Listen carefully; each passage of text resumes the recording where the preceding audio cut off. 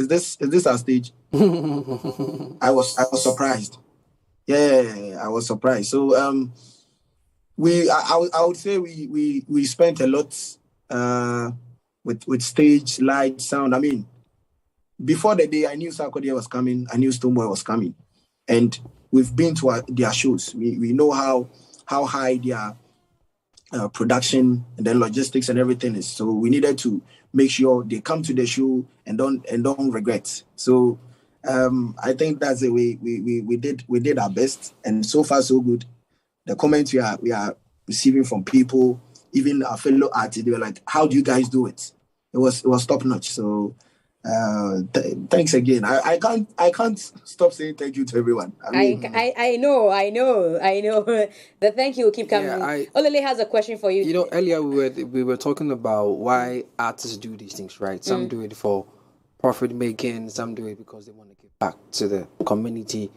For the Seleey concert, let's talk about the idea. Seleey concert. What is the main objective for the Seleey? Is it to give back to the community, or is another way of shooting up your revenue? Okay. So the first point is we want to give back to the community where Drew comes from. I mean, from the time he started Hitmaker, if you are a Mr. Drew fan, you know Malam Bawe, they've been very supportive.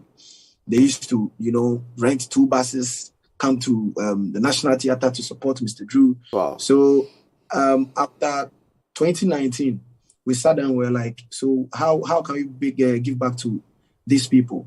I mean, we can't pay each and everyone in Malam. I think the only thing we can do is to stage a very big concert where they get to see their favorite artists. They get to enjoy Mr. Drew every year. The other thing is, 2023, we have an agenda to go international.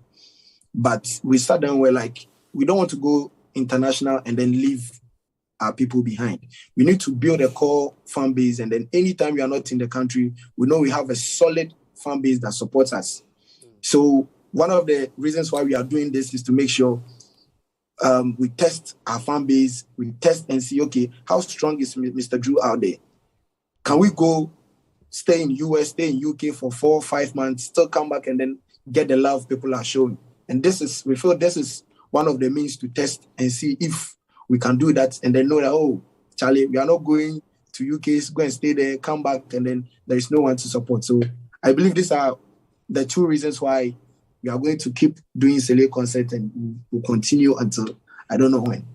All right. Well, that's Jeezy.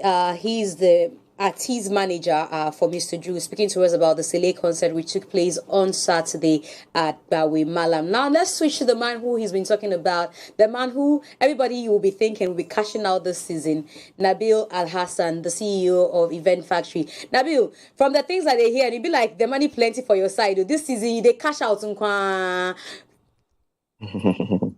way they laugh. I'm yet to cash out. I'm just waiting to cash out. But tell me about yesterday's concert. He's been talking about the fact that the previous year you did everything. This year you took some aspect of it. Tell us what you did on this concert and what the relationship is like. Is it like a barter system for you as well? Or you actually are in there to take your money and then do your work and then go to the next?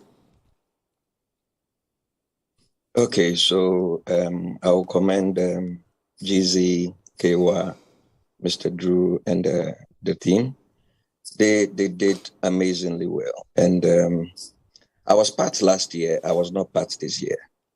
This year, there was a little hiccup somewhere. So they have to go to Frankie for logistics support. But I was part last year. And when you look at the commitment level and the seriousness to what they do, I would say I am not surprised for what I saw last weekend, and the support has been there. It's been a great time, and as he said, it's time to give back to the community and also to show appreciation to the community. So I think it is a good step in the right direction.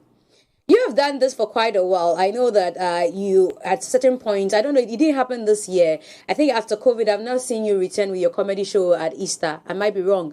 But you have done a lot of productions over the period.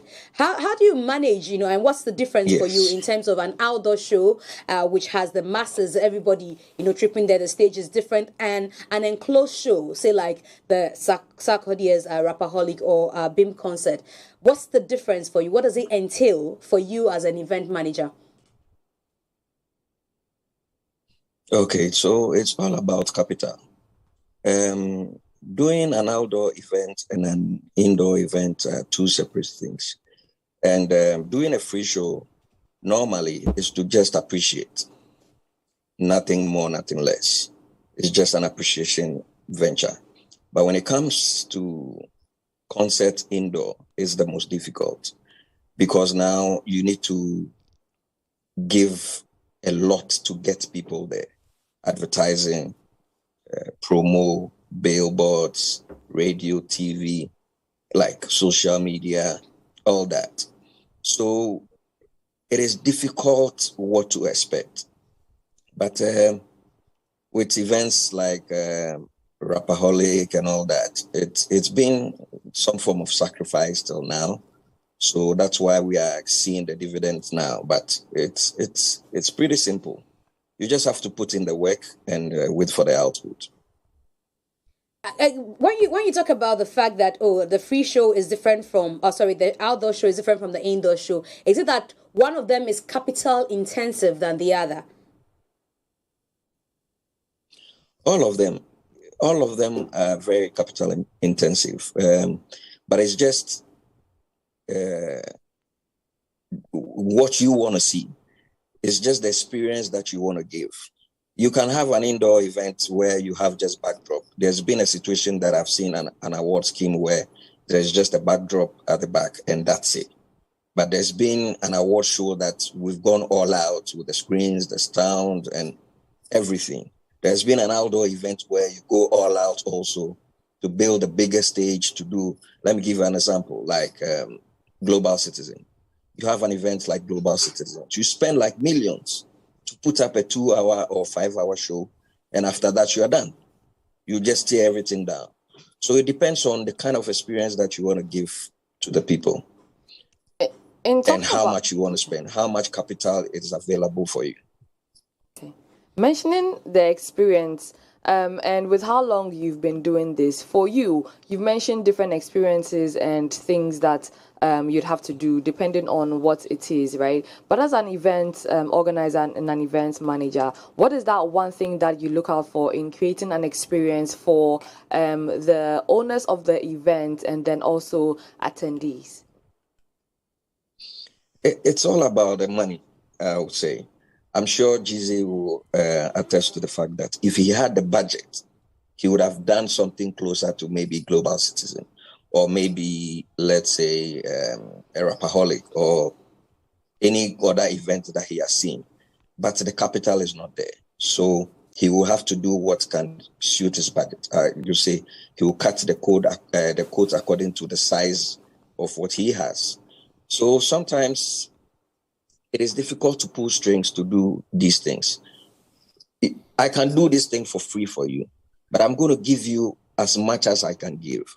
But if you have the capital to say, listen, I have this budget, this is what I want to see, then you can go all out and make the people come there and be like, oh, wow. When I went to this event, I saw this. This was the experience. This is what I would love to go again. So that's how it is. It's all about money. Nothing more, nothing less. So it's not the belief system we have that most of these things are barter driven or relationship driven. So Nabil has an event coming up. I'll come and perform for him. So Nabil and his event factory will come and put up my stage, give me sound, give me everything. In return, when Nabil has a show, I show up to perform. That's what we normally hear on the streets. But you keep saying that it's money, money, money. Is that to say that that doesn't work or with you, or it's not a thing that happens at all? Okay, so barter works. It works very much well. Okay. But when I'm doing barter, I'm going to provide you with what I have. So you say you want stage, you want lights, you want screens, you want sound, you want generator and all that. I have it. I'll provide it. Yeah. But when it comes to the point where I need to go and buy maybe wood, fabricate, pay plumbers, pay carpenters, pay this, pay that, and all those things, I cannot go to the market and say, listen, I'm doing something for Jeezy or I'm doing something for Mr. Drew or Sarkodie, and it's butter, so I need to get it for free. No, I need to pay for those things. Now, it depends on how much I'm quantifying the equipment that I'm giving to the person that I'm doing the event with. So if, let's say, if I put all the items that I'm doing for Jeezy, which is, let's say, 100,000, I'm not sure I'll spend maybe another 100,000 by myself to say, I'm going to buy this, I'm going to buy that, I'm going to buy this for this event, which I'm not getting anything for. Let me give you an example. I've done, let's say, a batter for, like, so many batters with artists where I've provided equipment and all that, and hoping that maybe when I'm doing an event, they will come and pass through for free. But this is the situation where I've not even done any event that is directed towards their line that I need them to come and play the event for. So for like 6-10 years, I have not used that relationship or that batter that I did. And I don't see it as a problem. It is something that I decided that, yeah, I want to support this person with. So it's not really necessary, as Jeezy said, that if you go on somebody's event, he or the person also has to come on your event. No, sometimes you do it because you believe in the brand, you believe in the show, you believe that, yeah, when I go into this, it's going to benefit you, it's going to benefit the person. So most of the times, it's not about the money. It's about helping build a brand. But what about your equipment? You didn't get them for free then. How are you maintaining them, or where are you getting money? Yes, correct.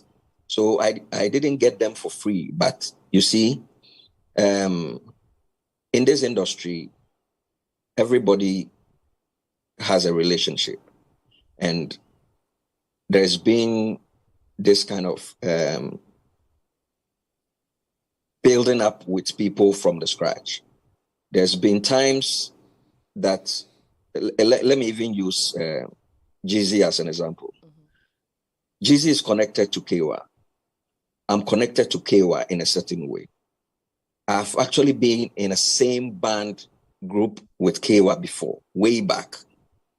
So if Kewa pick up a phone and say, hey, Nab, I need a stage, I don't need to ask any question.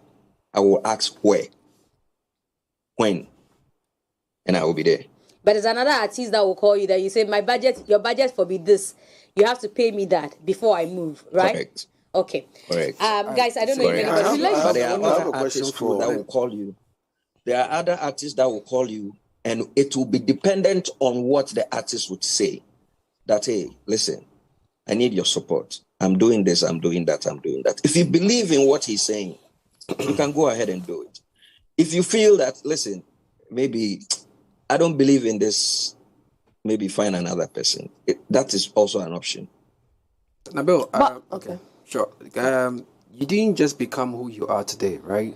You started from somewhere. Correct. What I want to know is, how did this whole thing of relationship become a currency for you?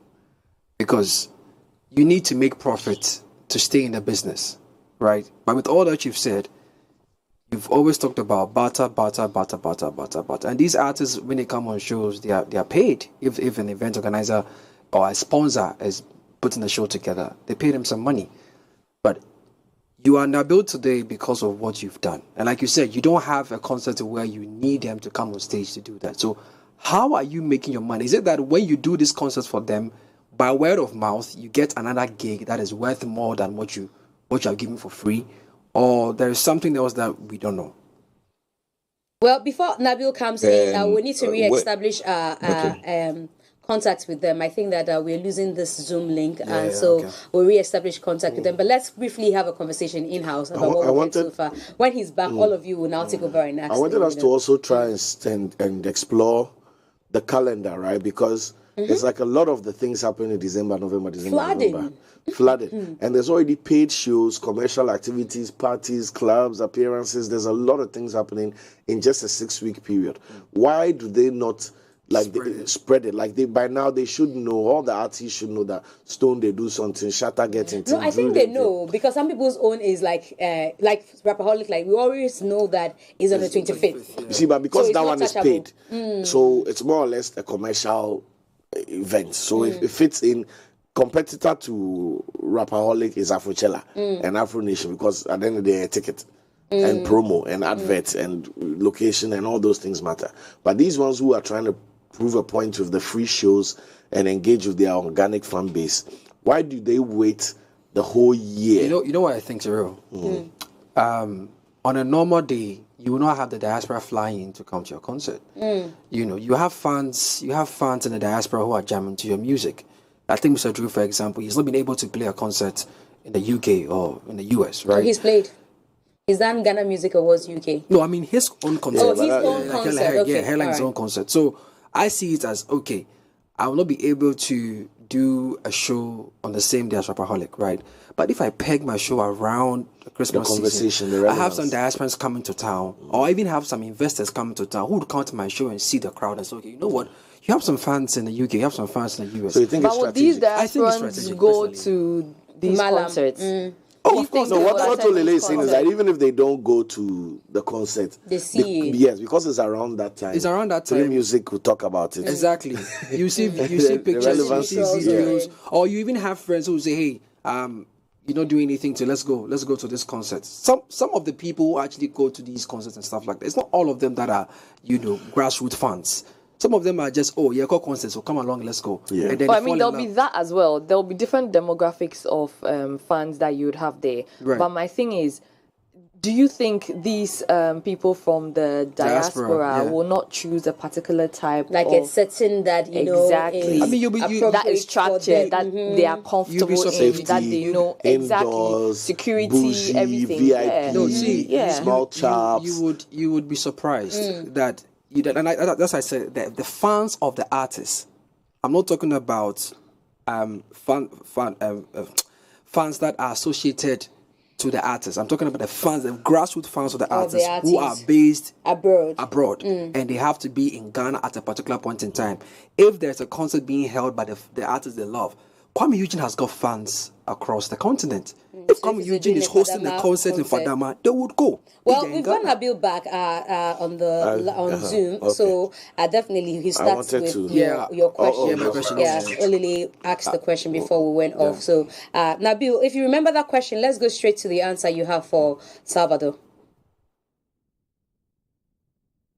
What's that question again? Yeah, so I'm saying that in your submissions you've talked about barter. But of course, you have come far. You did not just become who you are today because of, some of these things that you've done for the artists. How are you making your money?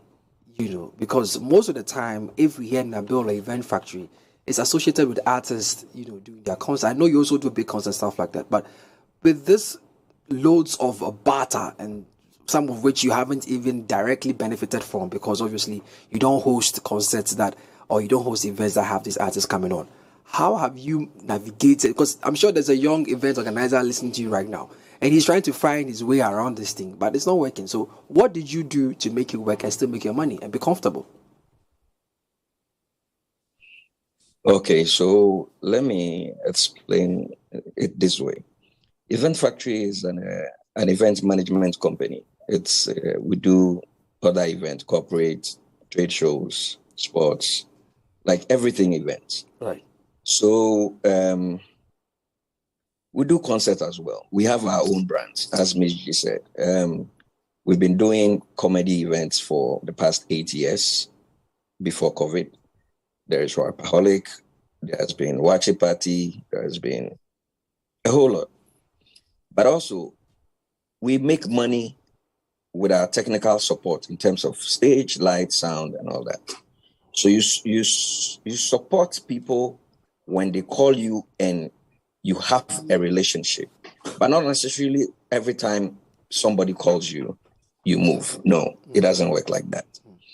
It works when, one, there's a relationship, two, you believe in the brand, and three, your willingness to support. So it is not every time that you will say, oh, it's butter. But mind you, you can have a butter with someone and you get your next job from there. A paid, well, like a paid job from that butter. Yes. So it's all dependent on your delivery. If you go and you don't do well, I'm not sure anybody else will come to you. I've been in concerts and events setting up, and people will walk up to me and be like, hey, I like what I see. Can I get your number? I'll call you for this event. This, that. So it's all about what you give, whether it's paid for or not paid for. Nabil, with everything you've said, one thing stands out to me, and that is relationship currency. And so in building relationship currency, how do you maintain that? Because then in the same vein, you say that you'd also support the event if you are willing to support. Now, if you have a good relationship with that person, what will stop you from wanting to support the person because you have a good relationship with them? Yes, so you can have a good relationship with someone, but also the person, let me use Jeezy as an example. I've known Jeezy for some time, but when he came to me, he was like, boss, I have this event. This is my budget. Or he said, okay, I have this event. Give me your budget. Then I say, it will cost you 10 Ghana cedis. He will come back to me and say, boss, I get 2 Ghana cedis or 3 Ghana cedis. I will say, okay, because of the relationship with you, I will do it for you. So that's 2 Ghana cedis. You say, instead of you getting the 10 Ghana cedis and making profit, you say, okay, these 2 Ghana cedis, I'll pay the boys who will come and do the work, but my equipment will be the support that I'm also rendering to you. So sometimes it's not just zero. Sometimes there is some form of capital coming in there, but it wouldn't be what you say you would want to charge. So you understand? Nabil, I wanted to find out that I know you do a lot of corporate work, and you are one of the most sought after event logistics companies in town. When a brand that you have a relationship with comes on board and says, okay, I'm trying to put together this free concert for my people in my area, but there's no money to it, it's free, I need you to come on board and support. Is there ever the possibility of you using your leverage in the corporate world to say, okay, maybe let's talk to MzGee and Co. and see if they can bring some commercial prospects to your free event, so that instead of me having to cut corners to provide you the logistics and things you need, I can go all out and create something spectacular. I don't know if you get my question. Let's say you've worked for a corporate a bank or an insurance company or whatever that you have relationships with, and then Olele comes that he has a free concert in his village. Instead of squeezing and trying to use relationship to do your best where everything is going to be free, can you say, okay, let me talk to my insurance client or let me talk to my bank client and see if they would like to support your brand, blah, blah, blah. Because I feel like that's an avenue that can bring money to both the artist and yourself, and then also elevate the quality of the production because now there's money to be spent. Correct. I totally agree. And it all comes back to the relationship thing that I'm talking about.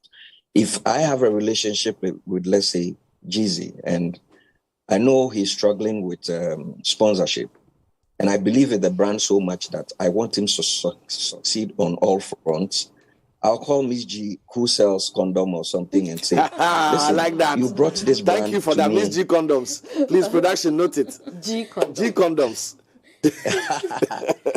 And I say, you brought this product to me to promote for you and all that. I think you can support this brand. You understand? So then I'll connect Jeezy to MzGee and say, listen, speak to this person. I think they have some budgets that they want to spend on these activations and all that. And your event will be a better platform for them to be on. So all these relationships are connected. They are webbed together. So if I don't have the relationship with, let's say, the corporate person who just called me once and that's it, it will be difficult for me to say, go there. And now, when I tell Jeezy to go there, it means that I am going to put a word in there for him and say, I'm sending someone to you. Listen to the person, look at what they have, and see how best you can work with them. Then this time, it benefits me, it benefits him, and it benefits the brand person too. So always you have to keep good relationship. You can also go to a certain brand or a certain artist or whoever calls you and say, oh, I have so and so. But you might not want to give all your sources out and say, oh, go to this person or go to that person. Because one day you might also go out there to the same person or same brand to go and take money from there. So if you are sending somebody else to go and take that money that you will go and take, then it's going to be like you're shooting yourself in the foot. You understand? So it's all about a relationship. If you have a good relationship and a good feeling towards somebody and you want to help the person, you go all out, even if it's going to affect you. So it comes back to the relationship. Nabil, I'm excited you keep talking about relationships, but I feel like you've not told us something, and I want to push you just a little bit. Have you been betrayed by these same relationships that you speak of? Have you had to do something for an artist? Many times. Tell us some of the things that you have experienced and some of the things you want other people to look out for, even in this relationship talk. You see, if many times, and if it did not happen, I wouldn't see this industry as an industry. It's a human industry, and it's a human thing you cannot run away from. There's been countless times that you do things for people, and when it's your time to get that reward, you don't get it. So many times, I can't even recollect and say this particular one or that particular one or that particular one, but it has happened many times. So what are some of the measures you have put in place to protect or safeguard, because how much is too much, and what kind of leverage have you been able to? So let me answer it this way. It's very difficult for me to help a startup these days. Very difficult. Not because I don't believe. Sometimes I can believe in the brand. I see, this guy has a potential.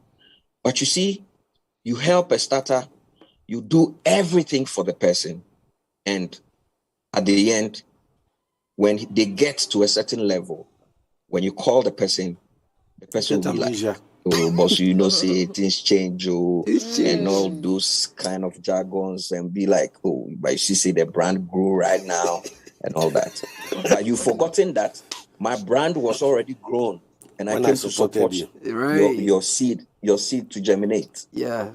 Now you are harvesting, and now you think that the table that you've set, I cannot dine with you. You understand? So it's difficult, honestly. You get people calling you and be like, boss, I dey beg. It be now at the start. Please help me. Even if you start on that level, it's a no for me. Cyril, I know you have a question. Yes, it's a no for me. My question is to Jeezy. It's just about the artist and looking at the work that goes into having to hop on MzGee show, Olele show, Lerny show, Ricky show, Steve's show. Do they all the shows, because relationship, we know is a very tightly knit industry. Have they ever explored the possibility that, okay, we know, like it's December 22 now, we know what's going to happen next year with regards to core fan shows, Stone, Shatter, everybody's going to do it. Have they ever come together and say, okay, last year we be like 7 where we come your show, right? The same 7 of us, 6 of us showed up at Mr. Drew's show. December, we all for go Rapaholic, go rep. So do we come together rather and do something that has maybe one commercial viability, that now we are all together, we can star power. We can go to a telco or whatever and say, give us X amount. Let's pay Nabil his invoice so that you can do a spectacular show. You benefit. We all bring our core fans. We jam, and it's a successful commercially viable show that is targeted at our collective core fans, rather than I know the logistics of doing it in Fadama, doing it in Ashama, doing it here matters. But it's not impossible for Ashama people to move to a location to enjoy a show, or for Fadama people to move. So I want to know if they haven't been in this space and recently just finishing, if it's possible for them to have this conversation, or if they've had it in the past, and what he thinks of this idea, if it's something that we can expect them to develop on. Easy. I think you have to unmute your microphone. Hello, can you hear me now? Yes, Yeah. we can. Yes. So I've had that conversation with some few friends. I remember last year, December, after the Seleey concert, I called Kelvin Boy's management, and I was like, our song with Kelvin Boy later, it's quite, a huge song out there. So why don't we come together and then put up a concert? Maybe get some few artists. I think I spoke to Sefes management as well, because as at that time, Ichoku was also banging. So we've had that discussions. It's quite unfortunate. I would say time hasn't permitted us to do that.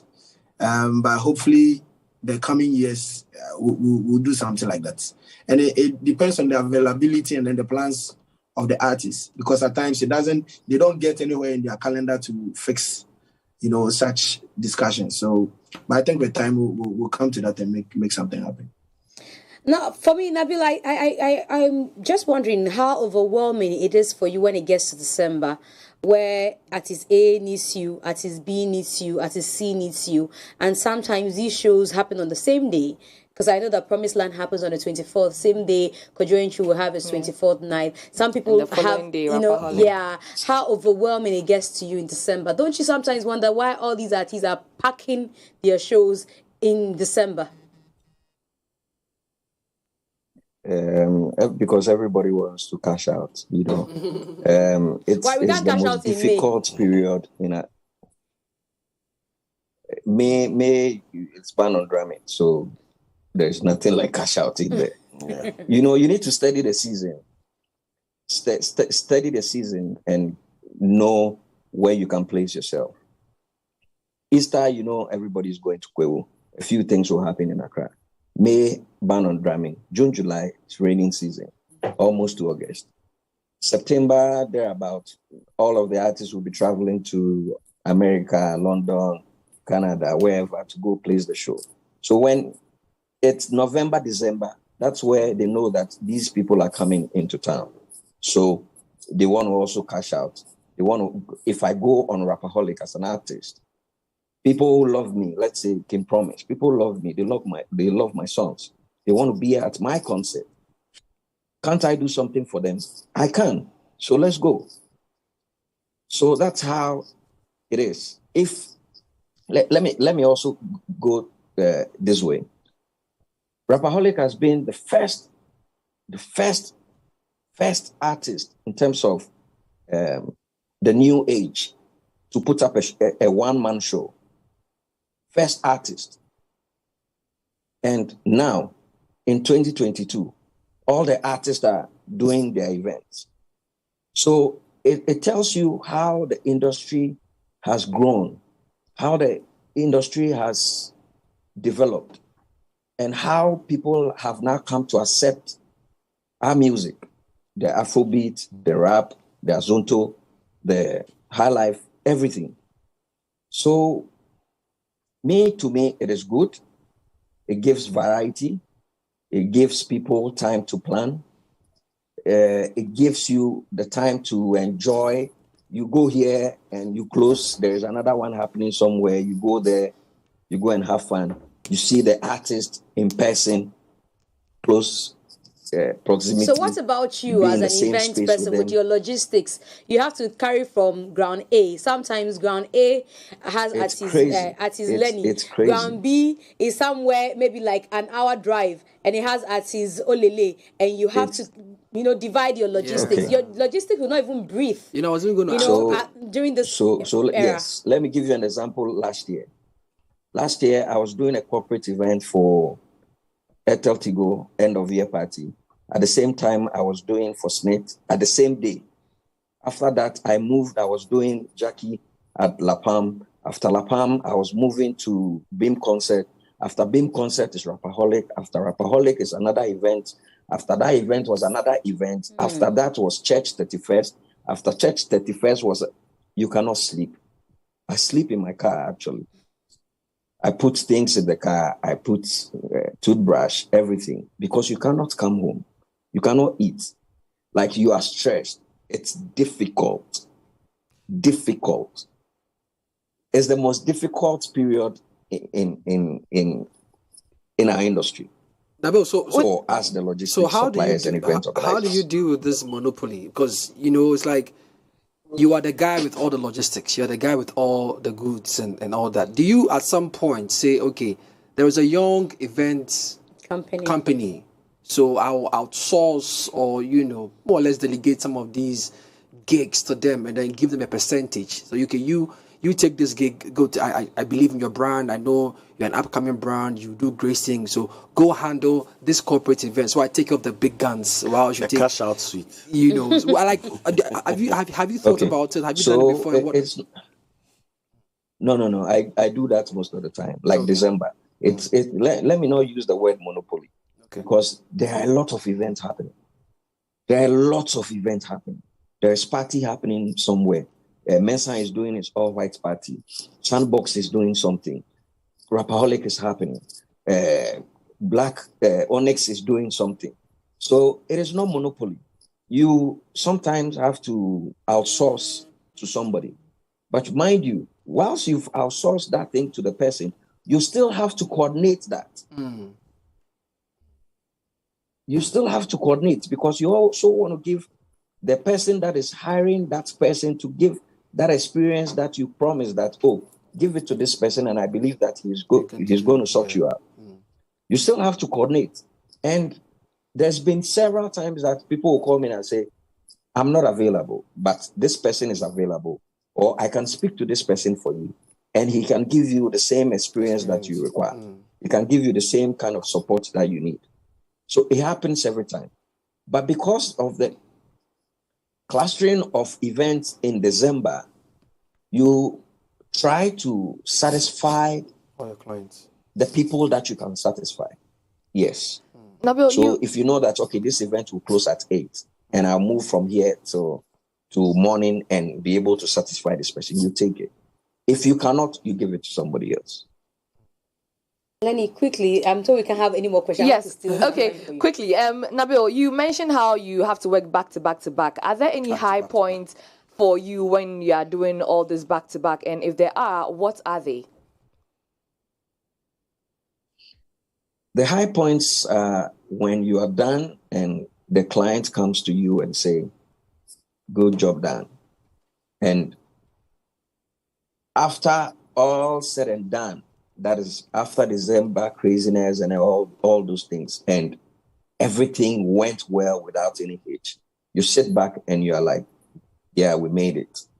And that's the feeling, the joy that you have when you are able to go through such processes. So those are the high points. It's when you are done and you are sitting down looking at what you've created, and people are having fun and you are tired, and you are sitting down enjoying the atmosphere and people having the fun, and they don't know what went into it and all those things. Those are the high points for me. All right. Well, I guess that's all time will allow us. Jeezy, congratulations to you and your team once again. Jeezy is artiste manager of Mr. Drew. They held the Seleey concert on Saturday. Thank you for making time to speak to us. Nabil Al-Hassan is CEO of Event Factory, and we look forward to seeing you cash out this season. Charlie, if I see you for town, I will take my home for inside, you know. But thank you, gentlemen, for joining us. We are very, very grateful that you made some time for for us on the Culture Daily, of course, on 3 Music TV, and of course on PLUZZ 89.9. Guys, we have a minute to jump out. You want to reintroduce yourself? My name is MzGee. Charlie. So this has been Culture Daily. MCM is on 3 Music, and Irene takes you on the lockdown on PLUZZ 89.9. My name is MzGee. Good morning once again to you. We're back tomorrow. Bye. Have a good day. Peace.